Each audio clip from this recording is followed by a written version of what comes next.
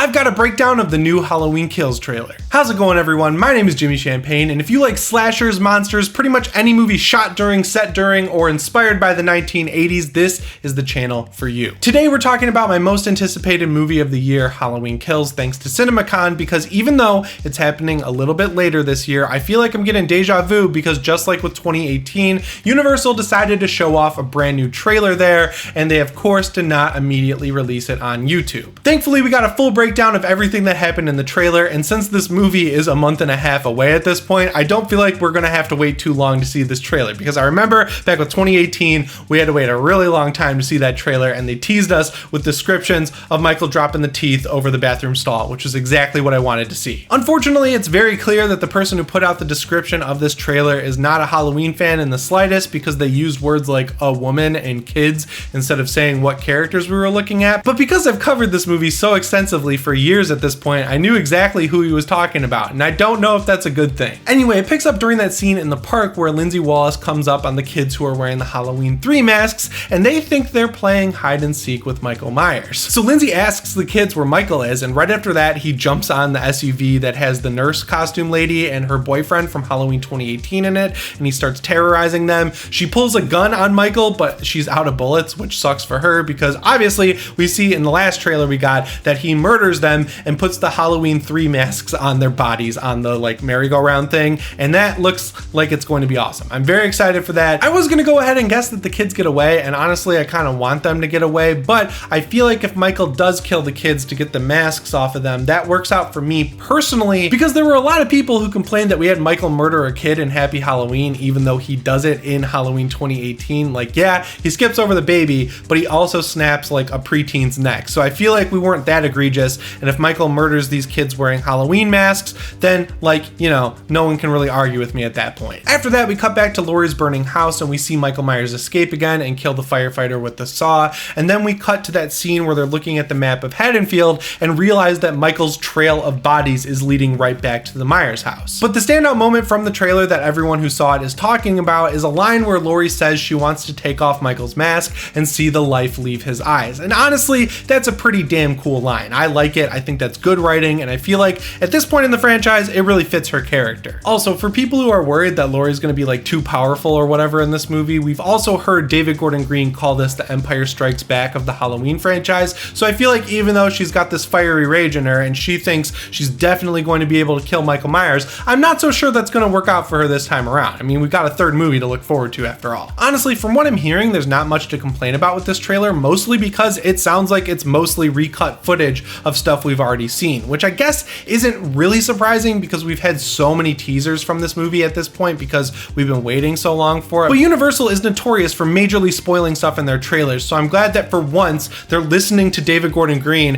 who has been telling them, hey, stop spoiling major moments in the trailers for Halloween movies, and they're just using footage we've already seen. Like, let's continue with that, Universal. I like that trend. And honestly, I'm just super excited that we're going to see the 2018 and the 1978 versions of the Myers house, because even though it's changed a lot over the franchise, like that one we saw in 4 doesn't look anything like the one we saw in 1 or Resurrection, it's still iconic to the franchise. Like, the original house still stands out. I went to Pasadena with my friend Zach. You might know him. He's CZ's World. We were filming a video there, and just seeing the Myers house, even though it's painted completely different, it's absolutely iconic. But yeah, hopefully we don't have to wait too long for this trailer. I honestly don't get why they didn't just release it, because they have Candyman coming out this weekend, and that would have been a great movie to play it before, but hey, Universal's not paying me to work for them, so I'm not gonna keep giving them good ideas. So next up here, I'm gonna do a little bit of an unboxing for you guys. I got this in the mail, and it's actually my Halloween Kills Trick or Treat Studios mask. These are like readily available out in the wild. You can order it from Trick or Treat Studios, or you can go over to Spirit Halloween.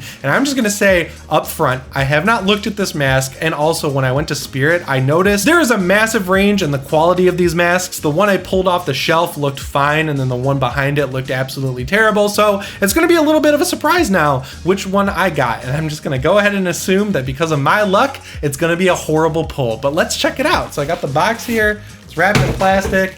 Looks horrible in the plastic, gotta say. Feels very rigid. It's gotta be one of the first ones off the line because I pre-ordered it literally as soon as it was available. And it is a little bit different than the Spirit Halloween ones. The Spirit Halloween ones have like a little thingy on top here.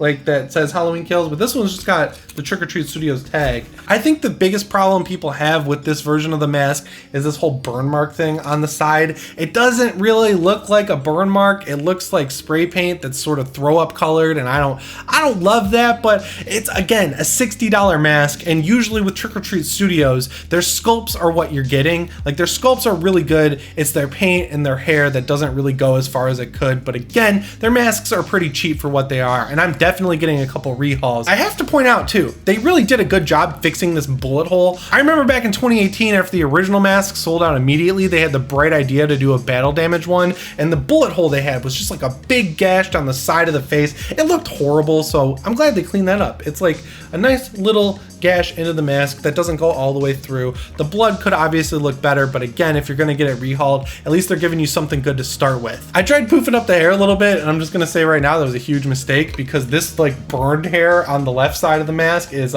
like plastic. It feels like they painted on tar.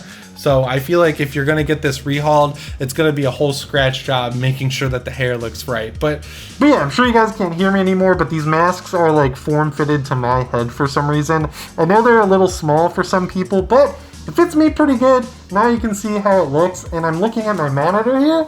It looks pretty good for just off-the-shelf $70 mask. I'm back and forth. But yeah, out of the box, I'm pretty happy with it. I would give it a 7 out of 10, a good rating. I feel like it could be better, but then you'd probably have to pay for it, and I'm pretty happy with the price that I paid. And since Halloween Kills is only a month and a half away, we're starting to get some merch trickling out, and NECA actually announced their Halloween Kills Michael Myers figure on Twitter. And side note, if you want to see my reactions to this stuff as soon as it happens, follow me on Twitter at Jimmy Champane. I'll have it linked down in the description. You get the Halloween 3 skull mask, you get a bloody knife, you get a Halligan tool, you get a jack-o'-lantern. It looks like there's a hospital set with the syringe. I gotta say, the one thing I don't like about NECA figures is that it makes Michael's jumpsuit kind of look like he's wearing a diaper, but that's a minor criticism because these things only cost like 20 bucks. And I immediately noticed that it looks like the hand where he got his finger shot off is pretty like professionally done. I don't think he's gonna get like cared for by an ambulance worker or anything like that. We see that shot of him breaking into what looks like an old folks home, and we know he's probably going to end up in Haddonfield Memorial Hospital. So there's plenty of places for him to wrap up his hand.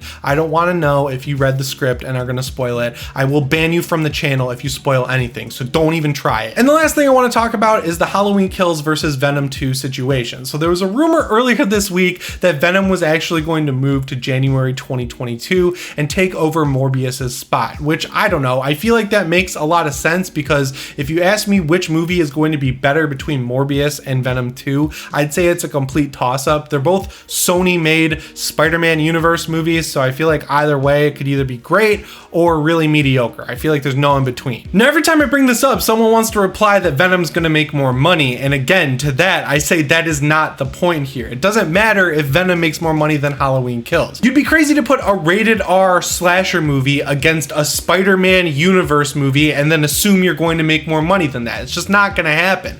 But Halloween Kills costs $20 million and Venom costs over $100 million.